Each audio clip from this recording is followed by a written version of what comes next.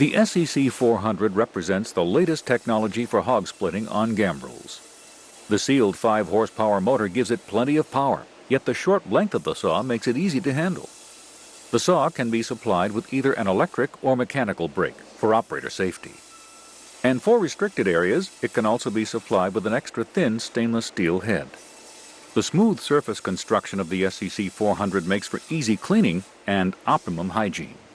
And with anti-tie-down controls, the SEC 400 meets national and international standards for operator safety.